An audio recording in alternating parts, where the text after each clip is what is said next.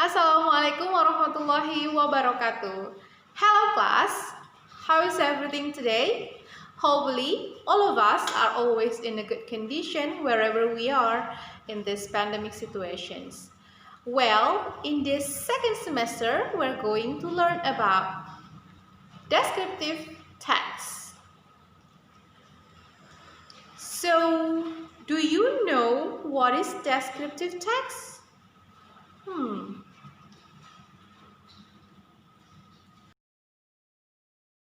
Few moments later, one eternity later, 3 days later, 12 seconds later, 3:20.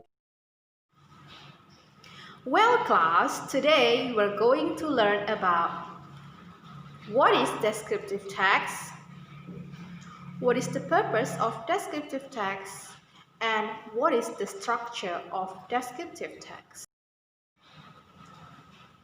Let's talk about what is descriptive text first. Mari kita berbicara dulu tentang apa sih sebenarnya descriptive text itu. So, descriptive means describe atau menjelaskan atau menggambarkan. Meanwhile, text it means karangan atau wacana. So, descriptive text is a text which describe the objects in a particular things. Jadi, descriptive text ini menjelaskan teks yang menjelaskan tentang suatu objek dalam bentuk khusus atau secara khusus. Yang dijelaskan di sini banyak ya, bisa jadi sifat, penampilan, jumlah, atau juga biasa bentuknya juga ya, shape-nya atau warnanya. So, jadi sebenarnya descriptive text ini lebih mengarah pada menjelaskan secara detail atau secara khusus sifat suatu objek. Apakah objeknya itu person, orang, or maybe animals, hewan, or maybe thing atau benda.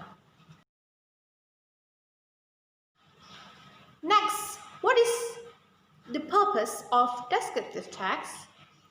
Okay, descriptive text is to describe something in particular. Jadi tujuan daripada teks deskriptif itu adalah tentunya untuk menjelaskan sesuatu secara lebih detail, secara lebih khusus. Apakah sesuatu itu sekali lagi hewan, orang, atau benda, ya. So, let's see the examples. Kita lihat contohnya deh.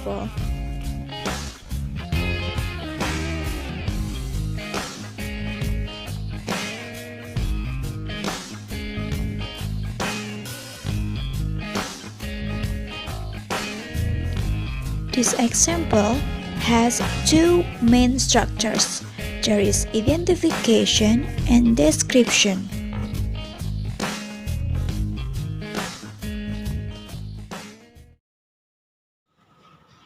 Oke, setelah tadi kita lihat contoh daripada descriptive text, kita akan bedah seperti ini.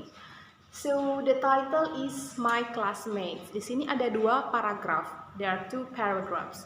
Jadi, descriptive text ini terdiri dari dua susunan ya. Ada yang namanya identification and description. Identification ini selalu berada di paragraf pertama. Right? Identification, dia menjelaskan secara umum. Misalnya, I have a friend. Her name is Miss Rizka. Saya punya teman namanya Miss Rizka. Yang akan dijelaskan di sini adalah Miss Rizka. Makanya dia jelaskan dulu di awal, perkenalan dulu secara umum siapa yang akan dijelaskan. Nah, itulah yang masuk dalam identification. And then, the second paragraph atau paragraf kedua sampai selanjutnya itu masuk pada description atau penjelasan lebih detail. Misalnya, she is kind, she has got a fair skin, thin body, or curly hair. Dia mempunyai rambut keriting, misalnya rambut badannya kurus, sifatnya baik. Nah, semuanya dijelaskan di situ di paragraf kedua sampai terakhir ya. Itu description-nya. It's explaining all the things that we need to know in particular. Menjelaskan semua bentuk yang semua sifat-sifat yang dia miliki, objek ini miliki secara khusus. Ya, jadi ingat, descriptive text itu punya dua susunan. Yang pertama ada identification atau mengidentifikasi dulu apa yang akan dijelaskan. Biasanya ini berada di awal-awal paragraf, ya seperti ini. Ada di awal paragraf. Kemudian description. Yang kedua itu menjelaskan secara detail bentuknya, sifatnya mungkin, atau jumlah atau penampilan, ya semuanya dijelaskan di situ. Oke? I guess it's enough for descriptive text. I'll see you again on Zoom. If you have a questions, you may ask Miss Rizka on Zoom. Assalamualaikum warahmatullahi wabarakatuh.